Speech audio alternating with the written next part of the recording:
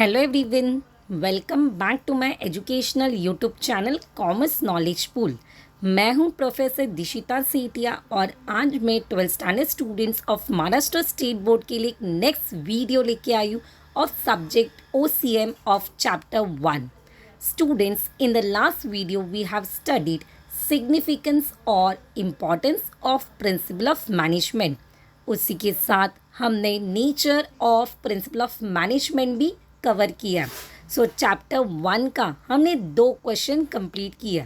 Students, अगर आपने वो वीडियोस चेक नहीं किए तो इस वीडियो में मैं आपको डिस्क्रिप्शन में लिंक प्रोवाइड कर रही हूँ, तो चेक अकॉर्डिंगली एंड अपनी स्टडीज़ को शुरू कीजिए, क्योंकि कोई भी नया आंसर पढ़ने से पहले हमें इतना तो पता होना चाहिए कि चैप्टर में एक्चुअली है क्या। तो स्टार्टिंग के 2 वीडियो से डेफिनेटली आपको समझ जाएगा कि why principles are so important, principle का मतलब क्या होता है। उसी के साथ जो आज का क्वेश्चन पढ़ेंगे उसका बेस डेफिनेटली आपको फर्स्ट एंड सेकेंड आंसर में मिलेगा। So please check the link which is given in the description box. Students, before that अगर आप चैनल पे न्यू हो और मेरा वीडियो पहली बार देख रहे हो तो request you all to please like it, share it and subscribe to the channel now, because आपके लिए मैं इसी तरह के लगातार यूज़फुल वीडियोस लाने वाली हूँ। उसी के साथ regarding other subjects like economics, SP and BK के कुछ इंपॉर्टेंट वीडियोस भी हम इसी चैनल पे डिस्कस करेंगे। तो subscribe now and even on your notification bell icon for latest and useful information. So let's begin with the today video. To students, आज जो हम क्वेश्चन पढ़ने वाले that is 110% important in your board exam. आपको ये question जो आज पढ़ेंगे वो 5 मार्क का शॉर्ट नोट के लिए आपको मैक्सिमम टाइम रिपीट हो चुका है। आज जो हम क्वेश्चन पढ़ेंगे वो बहुत ही सिंपल लैंग्वेज में, बहुत ही सिंपल नोट्स के साथ हम देखने वाले। तो यहाँ पे जो भी मैंने इन्फॉर्मेशन लिखा है वो डेफिनेटली आप उसको नोट्स कंसिडर कर सकते हो और आपके एग्जाम्स में लिख सकते हो। सो let's begin with the most important question of this board exam, that is 14 principal of management which is given by Henry Fayol. Yes students, आपको ये क्वेश्चन के कोई भी 7 to 8 पॉइंट्स अच्छे से बोर्ड एग्जाम के लिए पढ़ के जाने। सो फर्स्ट थिंग उसका हिस्ट्री समझते हैं। अभी जो 14 प्रिंसिपल है वो किसने दी है, तो डेफिनेटली यहाँ पे आप एक फ़ोटो देख रहे हो। ये photo that is a person name Henry Fayol. So Henri Fayol के 14 मॉडर्न प्रिंसिपल्स थे जो हम देखेंगे। फर्स्ट थिंग, उनका टाइमलाइन पीरियड क्या था, तो टाइमलाइन पीरियड वॉज 1841 टिल 1925। ये टाइमलाइन पीरियड आपको याद रखना है फॉर योर इंट्रोडक्शन। 1841 से लेके 1925 that is a timeline period of Henri Fayol. Henri Fayol actual में था कौन? He was a French mining engineer. उनका पोजीशन क्या था? Position as chief managing director. What he explain? ये एक्सप्लेन 14 प्रिंसिपल। और वो 14 प्रिंसिपल उन्होंने कहाँ पे लिखा? तो in his famous book name that is General and industrial Administration. तो आपके बुक का भी नाम याद रखना है। कौन सी बुक में 14 प्रिंसिपल लिखे गए? General and industrial administration. And धीरे धीरे जो इनके प्रिंसिपल्स थे, इनके थियरीज थे, वो बहुत ज़्यादा फेमस होने लगे, हर एक ऑर्गेनाइजेशन में इम्प्लीमेंट किया गया और धीरे धीरे इनको एक नाम दिया गया। So Henri Fayol was famous as and he was known as father of modern management. So students, who is the father of modern management? Answer will be Henry Fayol. His 14 principles of management are still relevant today and have had a significant impact on business management. This presentation will explain in detail each principle and how they can apply in modern management. तो आज की video में हम समझेंगे कि ये 14 principal हमारे modern days में किस तरह से ऑर्गेनाइजेशन में अप्लाई किया जाता है। So what is the intro, एक बार रिपीट करेंगे। First thing, who was Henri Fayol? Henri Fayol was a French mining engineer, position as a chief managing director. कौन से बुक में लिखा? तो general and industrial administration. And उनका timeline period क्या था? 1841 से 1925 and he was known as a father of modern management. So जो मैंने रिपीट किया उतना आपको कंपल्सरी बोर्ड एग्जाम में लिखना है। सो let's begin with the first point, that is division of work. आप यहाँ पे कुछ फोटोज देख सकते हो, इससे आपको क्लियरली समझेगा कि डिविजन ऑफ वर्क का मतलब क्या. In simple language work is divided. In simple language work is divided. Division of work मतलब काम को डिवाइड करना. काम को हम डिवाइड कौन से बेसिस पे करेंगे? That can be in way of skills, experience, knowledge, education and qualification. अगर कोई भी काम हम किसी को देंगे तो उनके स्किल्स को देख के देंगे, एज वेल एज उनके पास कितना नॉलेज है उसके अकॉर्डिंगली हम काम को डिवाइड करेंगे. व्हाट इज़ एजुकेशन, उसके हिसाब से डिवाइड किया जाएगा. अगर हमने काम को स्किल्स, नॉलेज और एक्सपीरियंस के बेसिस पे डिवाइड किया तो definitely it will leads to what? Specialisation. तो फर्स्ट फोटो में देख सकते हो कि यहाँ पे वर्क को डिवाइड किया गया, proper we can say range में उनको रखा गया है ताकि हमें किस में कन्वर्ट हो काम? स्पेशलाइजेशन में कन्वर्ट हो. So work should be divided into smaller less difficult activities to increase what? Efficiency. अगर हम काम को सही तरीके से डिवाइड करेंगे तो it will result into coordination. So coordination of the efforts of individual is a crucial to ensure smooth operation. And अगर हमने स्पेशलाइजेशन को कन्वर्ट किया, कोऑर्डिनेशन को मेंटेन किया, तो definitely we will become the expert in that particular field. So having specialized skill and knowledge leads to better quality output. So what is division of work? Work is divided as per skill, experience, knowledge, qualification and education.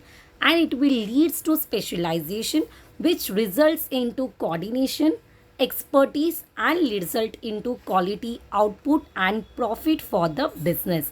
तो इस तरह से आप simple language में division of work को याद कर सकते हो. Next point, authority and responsibility. First thing, what is authority? Authority means right to take decision.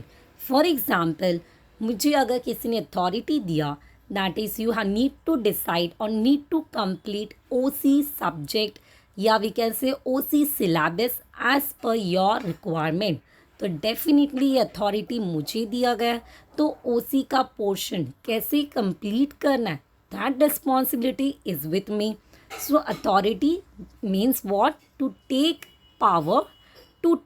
Power for taking decision.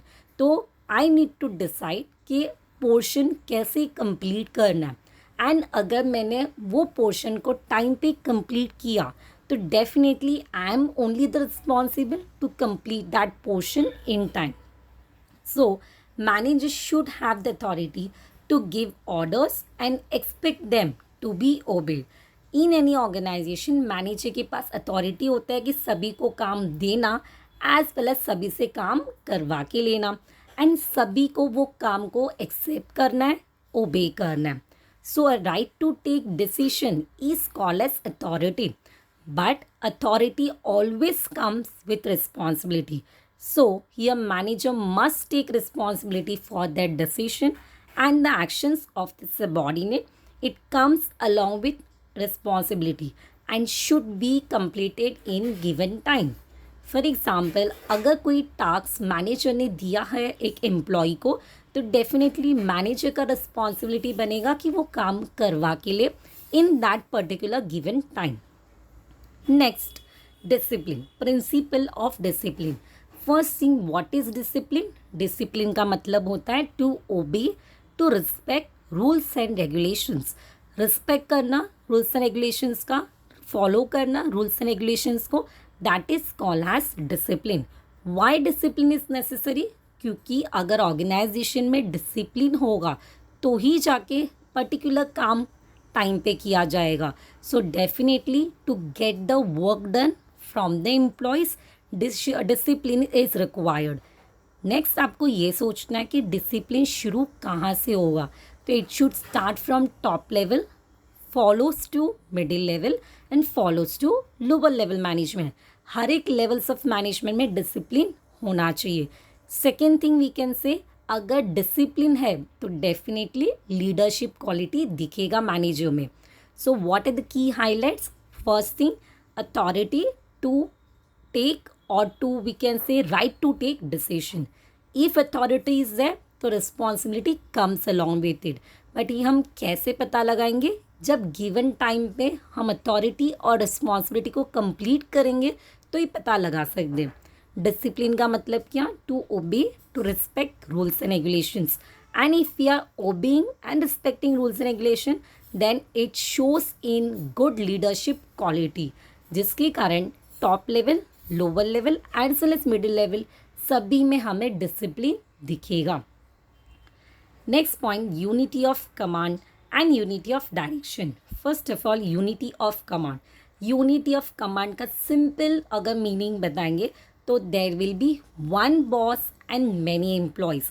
For example अगर आपको कोई इंस्ट्रक्शन दिया गया है बट वो इंस्ट्रक्शन आपको 3 बॉस एक ही एम्प्लॉय को दे रहे हैं, there are 3 bosses and 1 employee, तो that 1 employee will definitely be in confusion कि मैं ए बॉस का सुनूं, बी बॉस का सुनूं या सी बॉस का सुनूं. ये सोनो. तो यहाँ पे ये प्रिंसिपल हमें क्या सिखाता है कि हमेशा there should be 1 superior, there should be 1 boss and number of employees. तो 1 boss and many employee is the key highlight of unity of command. So employee should report to only one manager to avoid confusion. One boss, many employees to avoid confusion. तो अगर आपको objective आता है paper में unity of command तो आपको answer देना है 1 बॉस मैनी एम्प्लॉय. और ये हम क्यों अप्लाई करेंगे? To avoid confusion in the organization. Next, unity of direction. Direction का मतलब क्या होता है students? That is to provide the way, कि हम किस तरह से आगे जाएंगे. To direct. So it is very important. अगर प्रिंसिपल ऑफ मैनेजमेंट अप्लाई किया जा रहा है तो we will get some direction to fulfil the goals of organization. So what direction से? everyone should be working towards the same goal, following the same plan and using the same method. For example, in college, if there is a target to get 100% result in 12th standard, so definitely every teacher, every principal, as well as every management team, as well as admin team, सभी का एक ही common goal होगा, that is 100% result of board exam. So सभी लोग एक ही गोल के ऊपर इन सेम डायरेक्शन काम करेंगे. That is nothing, that is unity of direction. So what is the basic highlight? There should be 1 head, 1 plan, and on that 1 plan everyone should work to achieve the common goal. सभी लोग एक ही goal पे काम करना चाहिए to get the plan success. Next point, principle of subordination to general interest. आपके text book में principle of subordination of individual interest और ऑर्गेनाइजेशनल इंटरेस्ट ऐसा दिया. हमने ये वाला पॉइंट लिखा तो भी चलेगा. First thing, there are 2 terms, one is your general interest and one is your individual interest. हमेशा ऑर्गेनाइजेशन में मैनेजर को ग्रुप इंटरेस्ट के साथ काम करना है, एक इंडिविजुअल इंटरेस्ट के साथ काम नहीं करना है. हमेशा मैनेजर को ग्रुप के ऊपर फोकस करना है, ग्रुप से सजेशंस लेना है, ग्रुप के अकॉर्डिंगली काम करना है, एक इंडिविजुअल अप्रोच के साथ काम नहीं करना है. The interest of the organization should take priority over interest of an individual employee. For example, as a teacher अगर मैंने एक ही स्टूडेंट के ऊपर फोकस किया तो मुझे 100% रिजल्ट नहीं मिलेगा. बट अगर मैंने पूरे क्लास के ऊपर फोकस किया तो definitely I will get 100% result. So my focus should be on entire class, not on individual student. उसी तरह से मैनेजर के लिए भी हमेशा टीम अप्रोच होना चाहिए, टीम के ऊपर फोकस करना चाहिए, नॉट ऑन इंडिविजुअल एम्प्लॉय. ये हमें ये प्रिंसिपल सिखाता है. Next one, remuneration and centralization. So first we will understand principle of remuneration. Remuneration का दूसरा नाम है student salary. Employee should be paid fairly and in way that is perceived as fair by both employer and employee. तो यहाँ पे आपको ये ध्यान देना है कि जब भी कोई मैनेजर या कोई टीम लीडर एम्प्लॉयज़ को सैलरी प्रोवाइड करेगा तो it should be fair enough, it should be as per market trend, ना कम होना चाहिए ना ज़्यादा होना चाहिए। अगर हमने बहुत ज़्यादा सैलरी दे दिया तो डेफिनेटली ऑर्गेनाइजेशन लॉस में जाएगा, और बहुत कम दिया तो we are paying less to the employee. So it should be fair enough for the employees. If the employees is for longer time, that is for 10 years, so अगर एक ही company में काम कर रहा है तो we should provide more salary. But if employee is new to the organization we can provide as per the market trend. So if I want to provide the right salary, so first thing I need to divide the work properly as per the skill, knowledge, experience, etc. So यहाँ पे हमारा division of work का principle apply हो सकता है। Next point, that is centralization. So principle of centralization, there are two terms, one is centralization, second is decentralization. Centralization का मतलब होगा that is there is a small organization as well as बहुत कम employees होंगे या 1 or 2 employees ही है जिससे हम काम करवा रहे हैं। So if the organization is small then centralization principle is followed, and if organization is large, एक बड़ा ऑर्गेनाइजेशन है जिसमें क्या फॉलो होगा, डिसेंट्रलाइजेशन। इन सेंट्रलाइजेशन टाइम बहुत कम लगेगा क्योंकि 1 या 2 ही पर्सन है जो डिसीजन लेने वाले, बट इन डिसेंट्रलाइजेशन टाइम बहुत ज़्यादा लगेगा क्योंकि number of employees are there, directors are there. तो एक मल्टीनेशनल कंपनी है जिसमें टाइम बहुत ज़्यादा लगेगा to take a decision. So आपको इसको डिफ्रेंशिएट करके आप पढ़ सकते हो। Centralization followed in small organization, decentralization followed in large organization. Centralization that is less time consuming, decentralization more time consuming. So decision should be made at the highest level possible, as close to the top as possible. The next principle, which is very important, scalar chain. Clear lines of authority should be established and communicated. अगर मैं एकदम simple language में बोलूँ तो scalar chain एक communication का pattern है, and this communication pattern definitely going to help to take a decision as well as to complete the work. For example, अगर instruction from A employee to B employee and B to C पास हो रहा है तो we are following the 1-to-1 communication. तो scalar chain का दूसरा नाम होगा 1-to-1 communication, जहाँ पे one person is giving instruction to B, B is giving instruction to C, and accordingly हमारा काम complete होगा। But some time due to speedy decisions, हमें कभी कभी कोई डिसीजन बहुत अर्जेंट में लेना होता है, we can't ask to each and every person, तभी हम क्या करेंगे, हम गैंग प्लान को यूज़ करेंगे। तो आपकी टेक्स्ट बुक में वर्ड दिया है गैंग प्लान। गैंग प्लान का मतलब होगा दैट इज़ हम डायरेक्ट कम्युनिकेशन कर रहे हैं, हम सभी को नहीं पूछेंगे, नहीं सभी से इंस्ट्रक्शंस लेंगे या सजेशंस लेंगे, हम क्या करेंगे, डायरेक्टली वन अथॉरिटी को पूछेंगे एंड अकॉर्डिंगली हम डिसीजन लेंगे। सो गैंग प्लान का मतलब होगा direct communication and it is used in case of speedy decisions. So again there are two terms, one is scalar chain that is 1-to-1 communication and gang plan that is direct communication, और उसको हम cross communication के नाम से भी जानते हैं। अगर स्पीडी डिसीजंस लेना है तो गैंग प्लान यूज़ होगा, एंड अगर हम प्रॉपर फ्लो में जाना चाहते हैं तो it will be scalar chain. Next one, order and equity, principal of order. Principal of order का मतलब होगा कि जो जहाँ पे वहाँ पे ही रहना चाहिए। For example, employees should be in organization, teachers should be in staff room, or we can say in lectures, or we can say students should be in classroom. तो यहाँ पे जो भी है, raw material should be in godown, तो यहाँ पे जो पर्टिकुलर चीज़ है या पर्टिकुलर थिंग्स है वो वहीं पे होना चाहिए। So an orderly working environment improve the efficiency and productivity. But अगर हमें पर्टिकुलर थिंग को ऑर्डर में रखना है तो डेफिनेटली हमें क्या करना होगा, स्टूडेंट राइट इंस्ट्रक्शंस पास करने होंगे, and for passing the right instruction we need to follow the principle of order. So principle of order का मतलब होगा a place for everything, everything in its place, a place for everything, everything in its place. अगर हमने ये principal को follow किया तो जो जहाँ पे वहाँ पे ही होगा, जिसके कारण हमारा मैक्सिमम काम कंप्लीट होगा, एफिशिएंसी बढ़ेगा। Next principle, principal of equity. Equity का मतलब होता है equal. So manager should treat all employees Fairlie and impartially without partiality, हमें हर एक मैनेजर को सेम ट्रीटमेंट देना है, ना कम ना ज़्यादा, सभी के साथ हमें अच्छे से बिहेव करना है, सजेशंस लेना है, we can say decision taking, monetary terms में प्रॉपर सैलरी प्रोवाइड करना है, everything should be fair for all employees. So equal treatment to each and every employee in the organization is called as principle of equity. Next one that is principle of diversity, जो equity के साथ ही आएगा.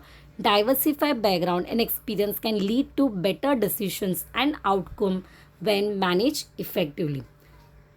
Next one, stability of tenure or personal and initiative. Tenure का मतलब होगा student time period. First thing, stability of tenure of personal. Personal मतलब group of employees. अगर हम एम्प्लॉयज़ को अपॉइंट करते तो डेफिनेटली ये प्रिंसिपल हमें कहता है कि एम्प्लॉयज़ को जॉब सिक्योरिटी देना चाहिए, उसी के साथ अपॉर्चुनिटी देना चाहिए for development. So this principle talks about job security as well as development of the employees.